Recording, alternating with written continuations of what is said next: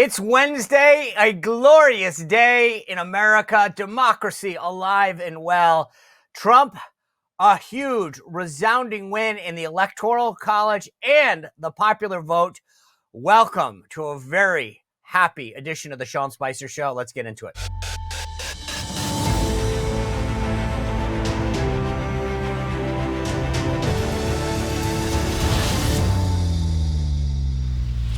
All right, guys, great to see you all. I am running off about 18 Celsius. I wish I drank coffee today.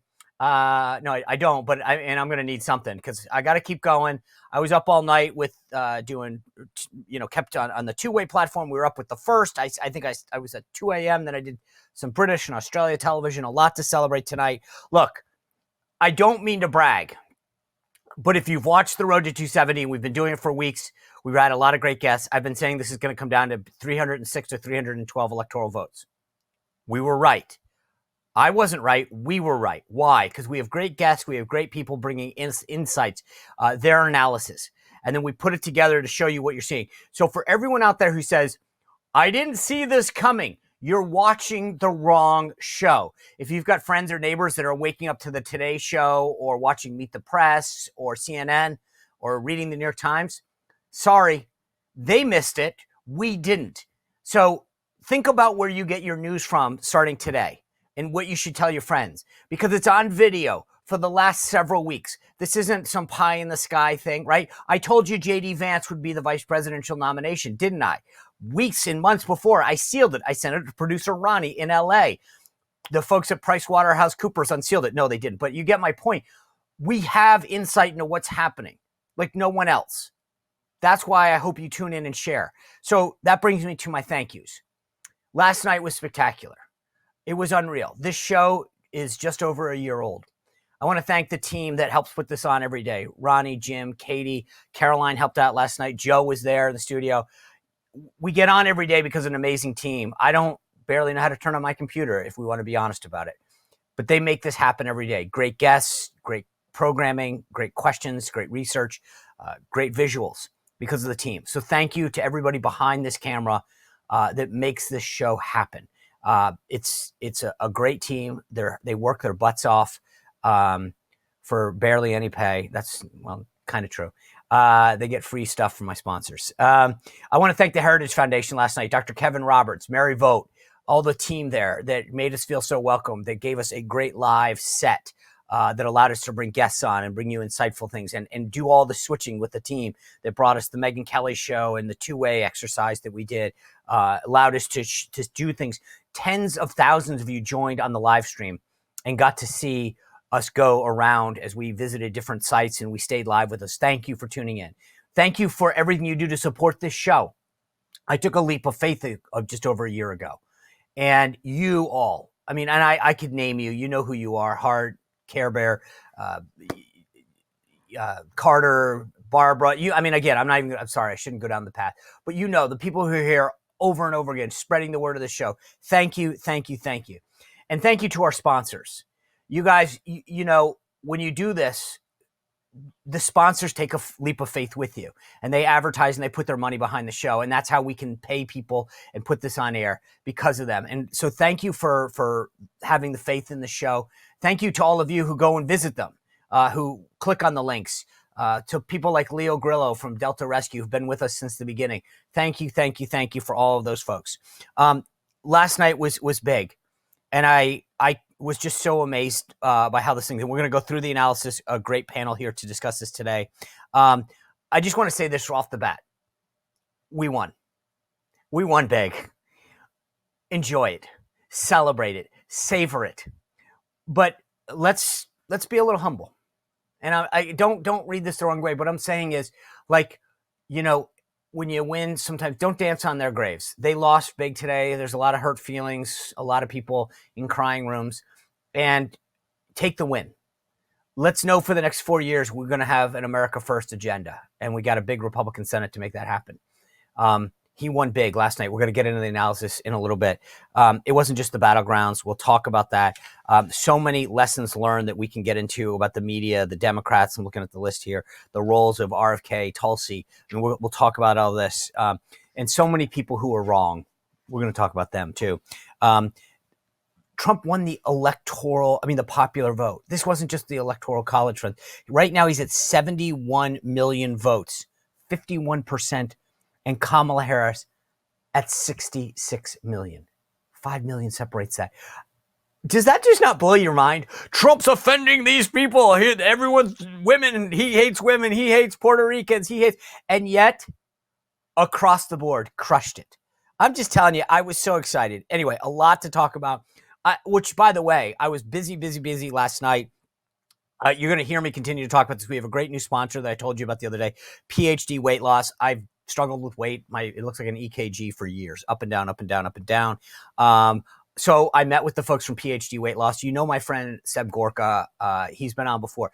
I said to him one day, "What are you doing? You look great." I mean, I'm confident. I can say that to him. He looks great. He told me about PhD Weight Loss. I teamed up with them.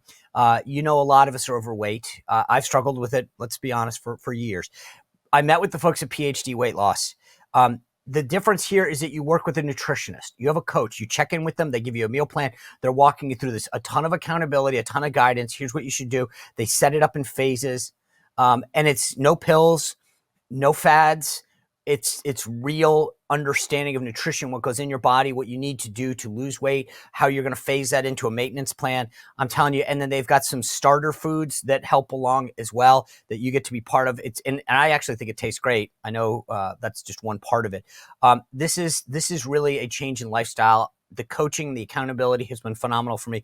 Call them at 864-644-1900 or go online at myphdweightloss.com, myphdweightloss.com. Schedule a free one-on-one consultation with them.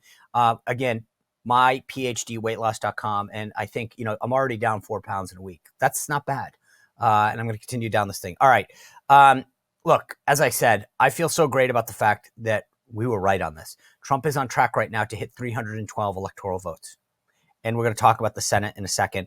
Let me bring in the panel. Before I do that, let me just tell you about another great sponsor, and then we can get to this discussion. I did a lot of running around. I switched over to Gravity Defyer shoes, I don't know, over the summer, maybe just before. I've loved these things. I have bad hips, bad knees. The cushion in these shoes is unbelievable. It's called Verso Technology. It's the stuff that they do like trampolines with, and you can feel it. I can feel it in my knees, in my hips when I go running. And I love my Gravity Defyer shoes. It is comforting. I'll tell you, it feels like you're on a pillow, and a lot of stability there. So if that's the issue, but I'm telling you, once you try these, you'll never go back. And I've tried all types of running shoes or walking and training. It's unbelievable. They've got countless customer reviews, and it's all different shapes and sizes. If you go on their website, you'll see what I mean. They've got training, walking. They've even got like boots and sandals and flip-flops. I think that you'll feel the difference the second you step into a pair of these Gravity Defyer shoes. Use code Spicer30 at GDEFY. So it's Gravity Defyer, but it's GDEFY.com. You get $30 off your order of $150. Trust me when I say this, your feet will never feel better if you try them. Go to GDEFY.com. Use code Spicer30 for $30 off. All right, guys. I want to bring in this amazing panel. John Rogers from Signal Polling, you were with us last night. Thank you for being with us. And the man in the battleground state that everybody's talking about from Pennsylvania, Mr. Chris Stigall, the host of the Chris Stigall Show. Gentlemen, good to see you. John, thanks for being with us last night.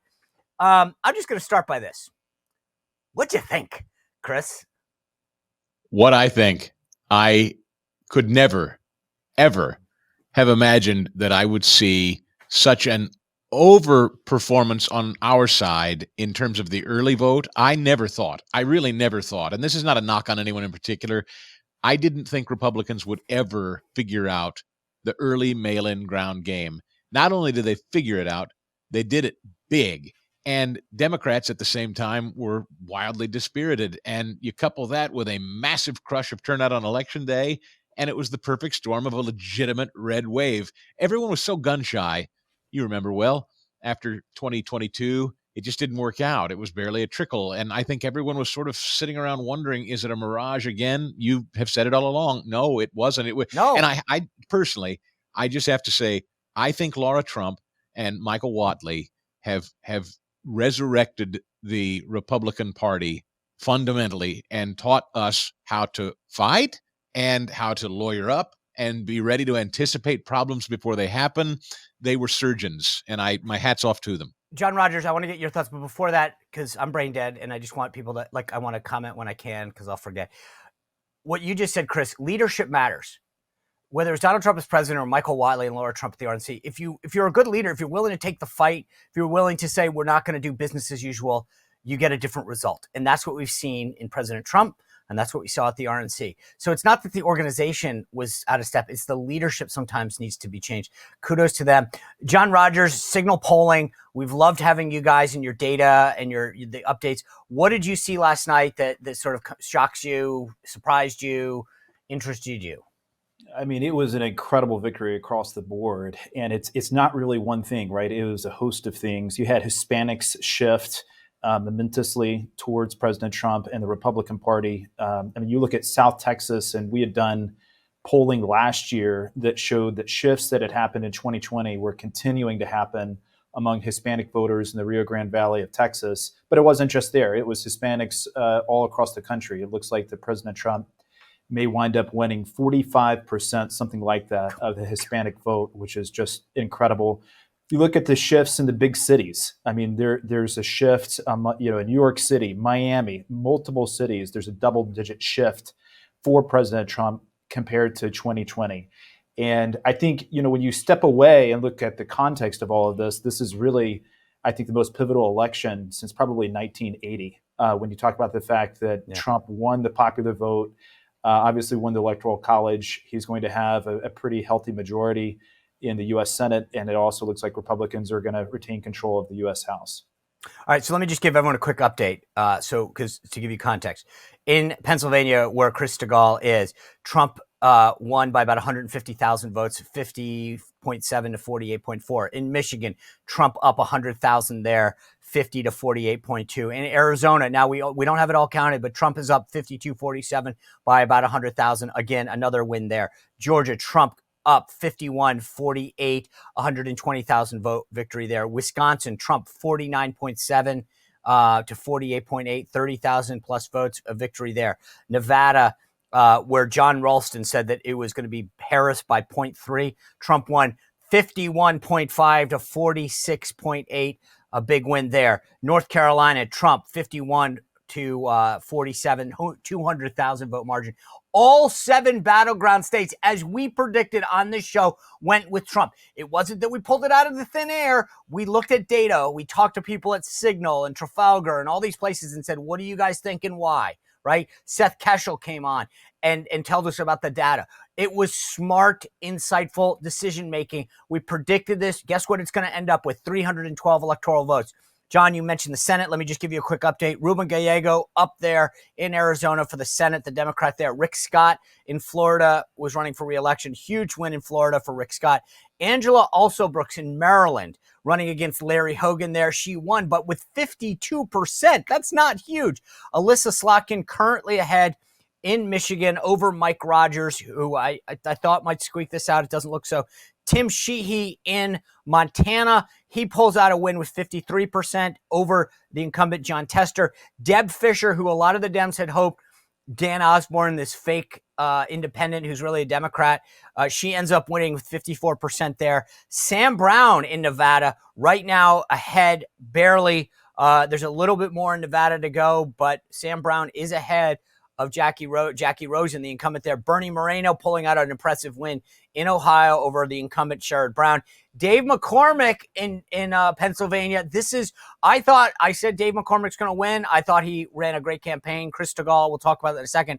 But, I thought Hovde would win. Tammy Baldwin is up with 99% of precincts in Wisconsin, 49.4 over Eric Hovde. I thought that they would both go over the finish line. I thought Eric would get a little bit more. It looks like Dave McCormick, the big surprise winner of the 3 blue wall states there. And then Ted Cruz in Texas coming out big there as well with 53%. Anything that John, that you guys, when you look at those Senate races, that stands out to you? Well, one thing to note is those are all Democratic incumbents who were beat, right? Casey in Pennsylvania, Brown in Ohio, I mean, these are incumbents that are entrenched in their states. You have John Tester in Montana. So these were not open seats that, we were just able to win by beating somebody that was a weak candidate. Candidate quality really matters, and the NRSC did a great job, I think, in really encouraging and uplifting some really strong nominees in Dave McCormick, and then also in Moreno in Ohio. So, it kind of played out the way that I think we talked about last night, and I think that it looks like Kari Lake is going to lose in Arizona, and then we'll have to stand by and see how things play out in Nevada, and hopefully Sam Brown will be able to pull that out. Christopher, talk to me about Pennsylvania. I mean, look, the Casey family is huge there, right? Yeah. Bob Casey's been in office for a while. His dad was governor.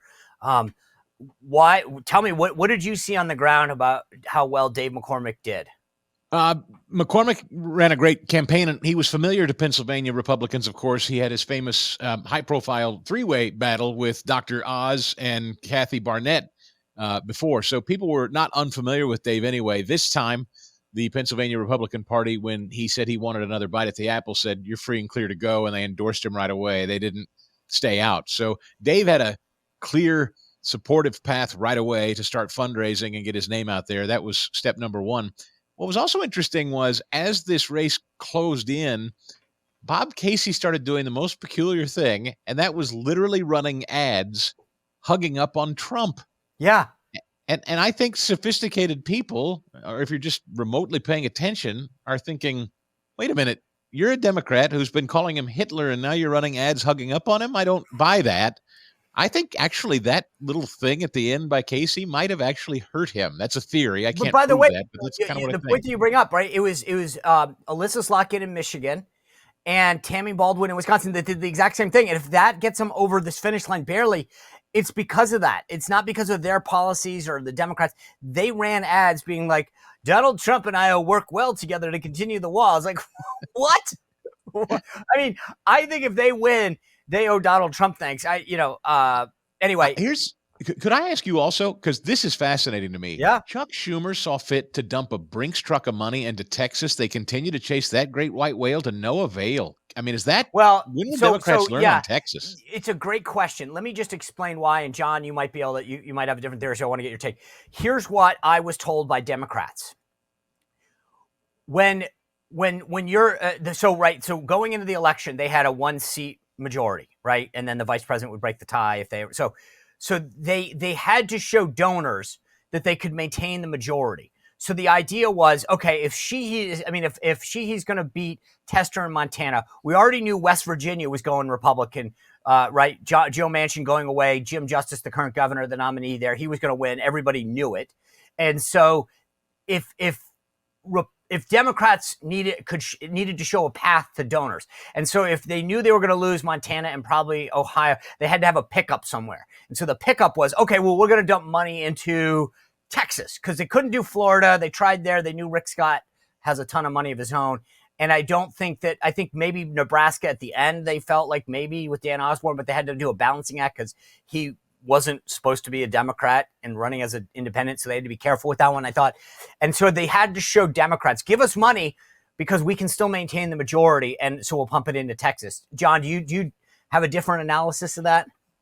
A lot of that is true, but it was also, so some of it was strategic, but some of it was also just fool's gold. And that's the perfect metaphor that Chris just used a second ago of the white whale. Texas has been the white whale for cycles now, where the national donors and the strategists on the left, they look at Texas and they think, well, this is a really large minority population. You have Austin there, you have all these big cities. Like, of course, demographics is destiny, and therefore it's going to turn blue at some point. But the issue is that the Democratic Party has become completely beholden to the college campus politics of places like Columbia, and that is what is driving the ideology of the Democratic Party. And I alluded to some work that we did last year in Texas, and we have the privilege of being the pollster for Governor Abbott. But we did polling in South Texas just among Hispanics.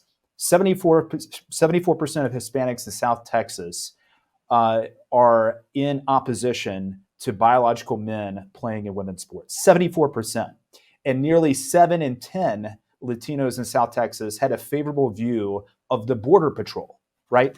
And so these are voters who are instinctually conservative. And that's something that, as the Democratic Party moved left and as it became more and more radical, they left those voters behind. And so, it wasn't just that they were casting about trying to find a pickup seat as much as also they really did think that there was an opportunity to actually flip Texas at some point. And they're just not going to be able to as long as people like AOC are in charge of the party.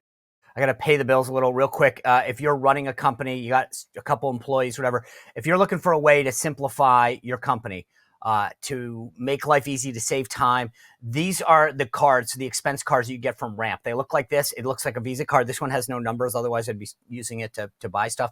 But this, it looks like a normal Visa card. You can give these to your employees, simplify your expenses. One of the guests that we had on the show a couple months back told me they switched over to Ramp and it saved them a ton of time and money. You can put limits on what employees can spend, where they can spend it. It takes about 15 minutes to set up. It is super easy. You can issue the cards to your employees, automate expenses.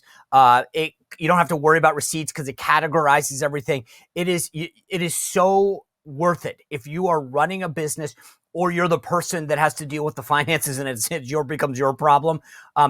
Go check out Ramp right now. It takes literally 15 minutes to get started. They will issue virtual and physical cards. You can start making payments in less than 15 minutes, no matter the size of your company. And like I said, I can tell you from experience from the people who've told me that they've switched over to Ramp, it has been a life changer in terms of how they run their company, the time that they're saving, the ease in which it gets done. And if you go now, you can get $250 when you join Ramp. Just go to ramp.com/Spicer, ramp.com/Spicer.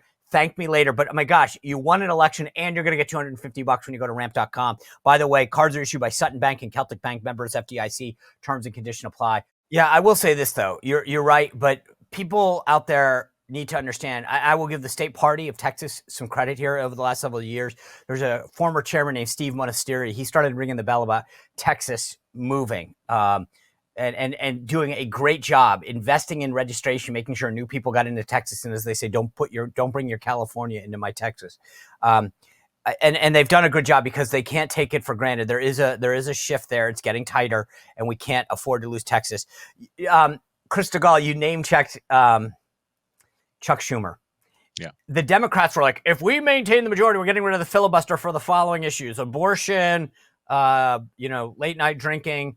They have like this list: voting rights, democracy, sunny days. I have a feeling that Donald Trump is going to call for the new Republican majority to get rid of the filibuster. I think it's going to be interesting. And by the way, there's now a contest: John Cornyn versus John Thune. Steve Daines, the very successful now chairman of the National Republican Senatorial Committee, says he doesn't want to run. I think he would have gotten a lot. And then Rick Scott, by the way, is also running from Florida. I have a feeling that Trump may say, whoever chooses to get rid of the filibuster, I'm behind. Really? I'm telling you, he doesn't care. Trump wants his nominations through. He doesn't want to hear about the 60 vote crap. Why does he care? He wants stuff done. And the idea of a bunch of, as we talk now, and I've kind of lost count, to be honest with you, where do we sit with the House? It's close, right? John, what do you got? Yeah, so Decision Desk and I think also Cook Political Report, they are projecting a Republican majority. And it depends on, but they're projecting a majority anywhere from +3 to +7.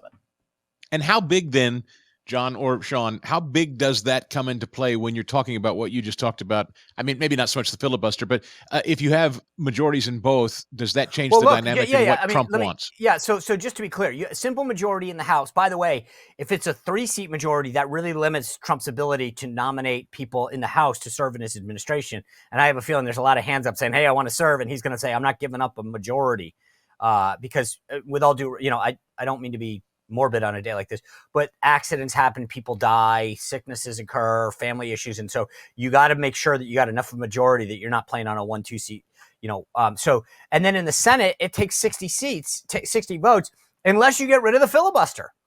And I think Trump's going to say, hey, let's get this agenda passed, get rid of the filibuster, and otherwise it's 60 votes and we're not going to be close to that. So that's why my guess is that he says, screw it, I'll back for majority leader whoever gets rid of this.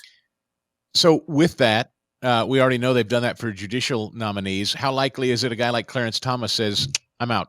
Oh, yeah. Not only that, with all and considering how well Trump picked last time, I think that they've got 4 years. Well, they got 2 years because you don't want to give up the Senate, so you got to have the Senate. So they got 2 years.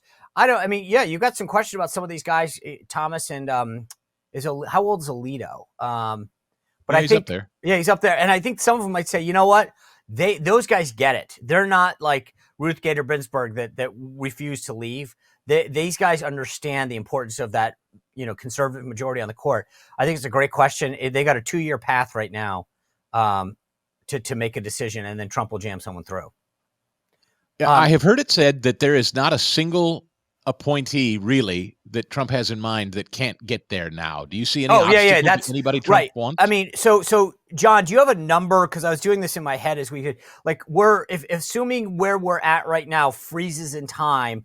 Let me just count that. So let's just do this real quick. So West Virginia we should be at 53 on the Senate because West Virginia made it 50, Moreno's 51, McCormick is 52, Montana is 53. And then with the potential, and then Brown would be 54. Right. Okay. So once you get to 53, Christogal, I mean, the concern right now is Elisa Murkowski from Alaska and Susan Collins from Maine, right? And so if you have a 52, then they have a lot of say in your nominations and some of the stuff. You get to 53, 54, we're sailing through. I could get confirmed with a 53, 54. I'm just saying. Listen, here's the thing. And I'll start with you, John, because you're the pollster here. The focus is on the battleground states and the running up the electoral score. Florida, huge, double-digit big win for Florida. But let me just talk about the other states. New Hampshire, Harris, 51%. New Jersey, 51%. Virginia, 51%. Rhode Island, 55%. This was embarrassing for Kamala Harris. I mean, she got shellacked. And then I look, by the way, in case you guys don't know, if you only get your information from the legacy left-wing media who had told us that Harris was up 3 in Iowa, he won by 14. 14. Remember, Stunning. The Iowa poll, it's going to be horrible for older women. The Iowa and the rest of the country are gone. Trump might as well concede right now. He won by 14. Context. Can I ask on that point? Hold on. I'm not done on my rant. I'm on the soapbox, sir. He won by 8 in 2020. 6 more. I can do that math. Just for everyone who looked at that Iowa poll in the media and said, we've got big problems in the Trump campaign. You morons. You are absolute morons. And I don't mean to, but look, 14 points, that's a 17-point swing. They blew it. And what's really interesting is, is this going to prompt any self-reflection on the part of the Democratic leadership? And at least on Twitter, you see a lot of people who are literally blaming the American people on the left. They're saying this is, this shows that America, damn you, democracy. Right. That America is irredeemably racist, and the Latinos are racist, and the young black men are racist, and all of this kind of thing. And on the one hand, I think it's really funny. But on the other hand, too, it's sort of pathetic, and it's people on the left, like James Carville, if they are not able to get some sway or influence back in the party and say, hey, we've actually got to step back from all this crazy gender ideology and all this other stuff, they'll lose again. They'll lose in 2026. John, I really wonder, sincerely, because I don't know your business. This woman who is so esteemed in Iowa that Sean was just appropriately ranting about, she's supposedly this very credible person who got it so unbelievably ridiculously wrong. In your business, how do you show your face again? Sincerely. So Sean and I were talking about this last night, and that's a 17-point differential. And of course, we do some public polling, but the vast majority of our business is for private clients, for campaigns and that kind of thing, and advising them on strategy. And if we had a statewide candidate somewhere and we were 17 points off on the eve of the election, we would never get hired again in that state. Right. So Chris, so I think that's one thing that sometimes people miss a little bit when they talk about polling is there's a big difference between public polling and private polling. We have a profit incentive, and if we're wrong too many times, we're going to go out of business. And there are some public pollsters who are pretty good, but there's also a lot of them that, we just had a double-digit miss, and we just, keep on polling, and the media will forget about it. So is it accurate to say then, in summary, that some of these people are truly just psychologically trying to toy with voters for media consumption ahead of an election? I don't think that's the case with Ann Selzer. I think the case with her is that part of polling is obviously science, but then there's also some art where you're trying to figure out like who has momentum, right? What are shifts that have happened since the last election, right? And to be able to know that, you have to be in politics. You have to be running campaigns. You have to be looking at TV ads. You have to be polling all of the time. And that allows you to have sort of a visceral, at your fingertips sense of the electorate. And if you're somebody like Ann Selzer, it's much more academic, right? You're not involved in those campaigns. You're polling very, very occasionally. You're not polling that often. So what happens is you miss shifts in the electorate, right? And you miss shifts just because you're not engaged in politics like private pollsters are on a continual basis.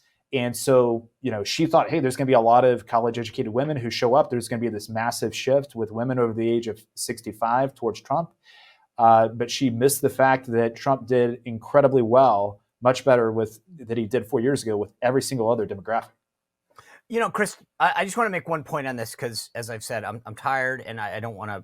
I wrote a couple of these things down. My bigger issue is with the media, right? So to John's point, somebody tells you this, right? So there was an Emerson poll that showed him up 10.5. There's a lot of public polling that has happened recently that showed Trump doing really well in Iowa, right? And so Emerson literally released a poll at the same time. And there's another poll that came out. I think Trafalgar or somebody else had one as well. And so my issue is the media. This was normally what they would call an outlier and say, hey, this doesn't make sense. They all ran with it. And they didn't because they hate Trump so much that they didn't do due diligence and say, hey, this doesn't make sense. Instead, they paraded her around as if and it was, okay, then we got a bigger problem. I mean, she was, right, it's one thing to say, hey, Ann, you put a poll out there, this doesn't jive, why? That would be the normal question, right? If somebody said, look, you turn around on the TV in the morning and you flip every channel, and it all says it's sunny and 80 today, and one of them says it's raining and 42, you would go, I wonder why. Maybe I should look further and to see, look at Dopplers. I don't know, whatever. But my point is it doesn't jive.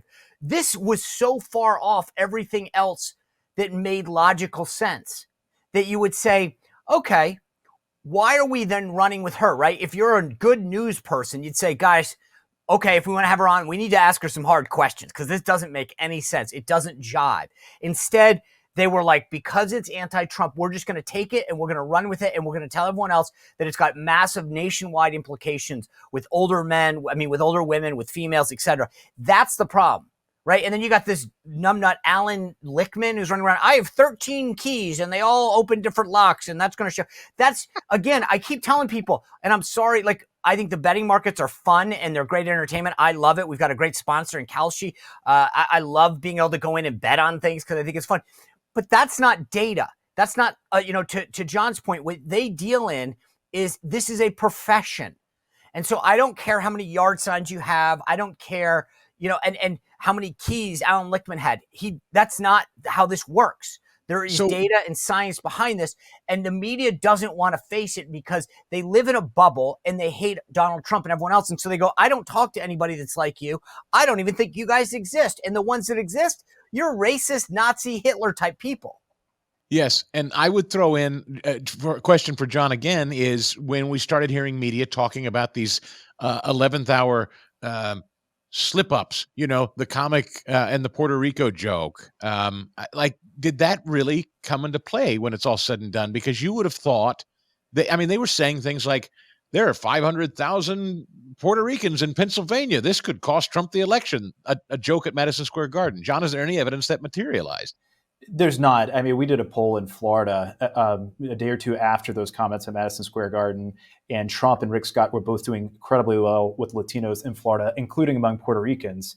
And there's some towns in Pennsylvania that have large Puerto Rican populations that shifted pretty strongly towards Trump compared to 4 years ago. But I think it also gets to a problem in the media, which is just a sort of a lack of familiarity with how politics is done as a profession, in numeracy about polling. And so you have some kind of outlier that happens, like the Ann Selzer poll, and people in the media are like, oh my gosh, like this is incredible. Like, she was right 2 out of the last 3 elections or whatever.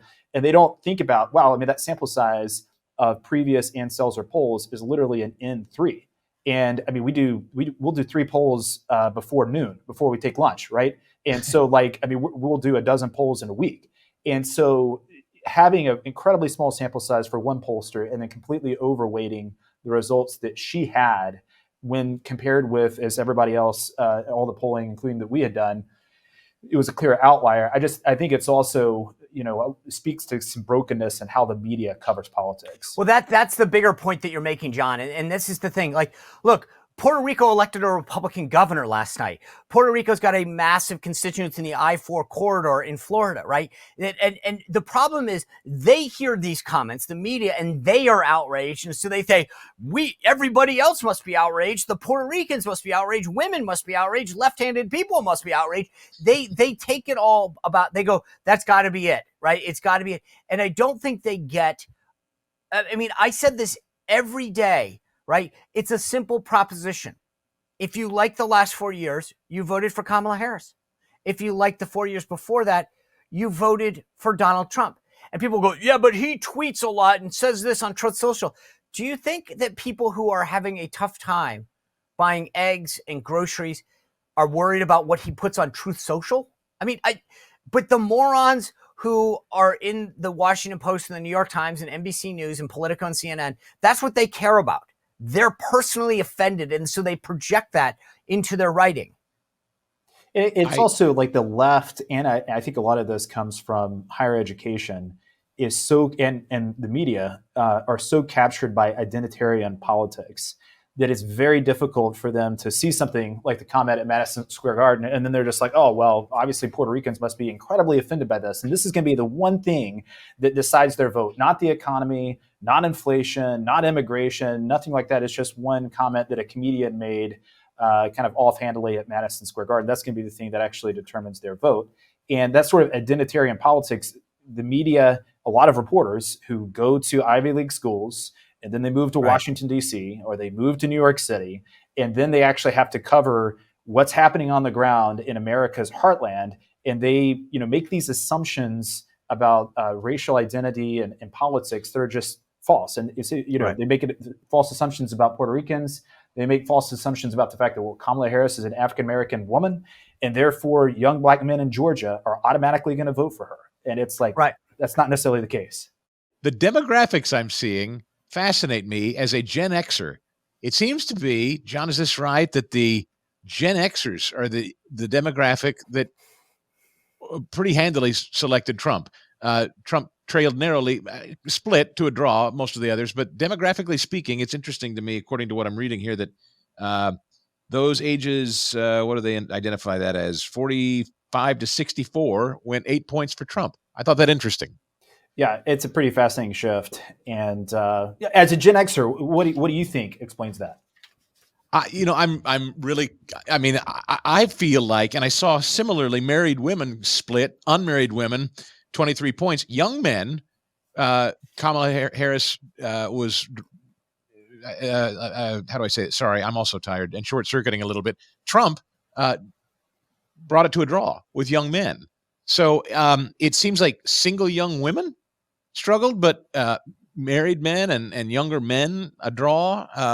The Gen X, as a Gen Xer, why? I don't know. Well-established families, more traditional roots. I think I don't know. I speak for myself when I say I think a lot of people my age gravitate toward that pre-boomer, not my parents' age, but my grandparents' age. We're sort of romantic for the greatest generation. I see a lot of parallels between that greatest generation and Gen Xers.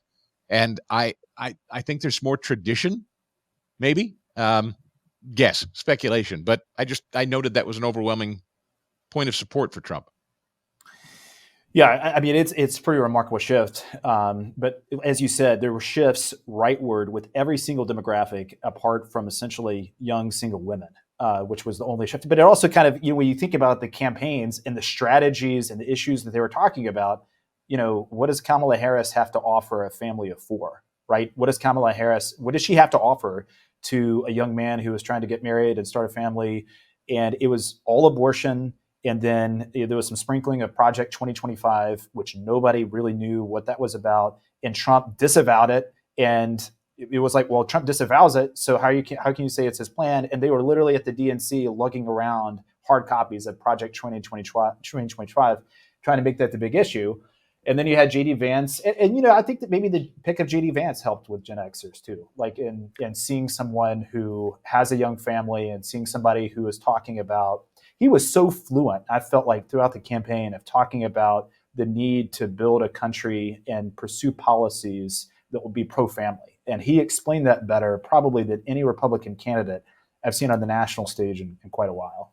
And John, Sean, here's what I'll call this too. I think this was the podcast election. Okay. Hold on. Put a pin in that point because I want to get. I love where you're going. I want to ask John one question because riffing off of you, but then I want to get back to you asking that question. John Rogers, real quick. If you're the Democrats, and Chris brought this up, and so he got my brain going. What's the takeaway on the abortion issue? I think they overplayed their hand, especially they made women be like the only thing you care about is abortion. I talked to a lot of women who are pro-choice who said, nope, that's not my number one issue.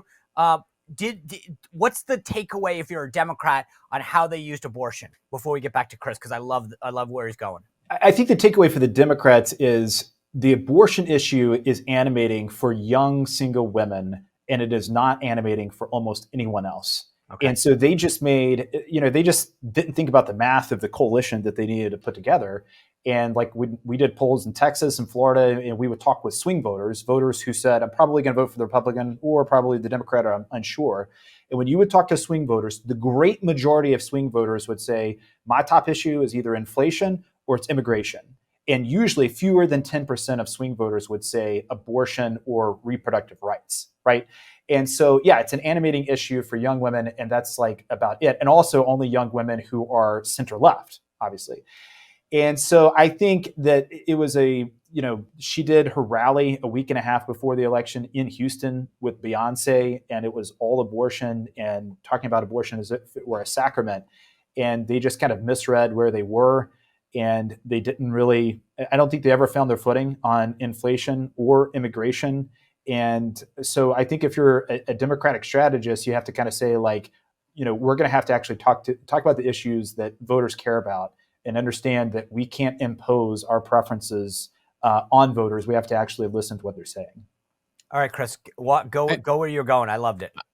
I will, and I will just tuck in on that abortion thing. It seems she got shellacked with white Catholics, and I think as we see Catholics trending a little more traditional, could that also be part of her problem?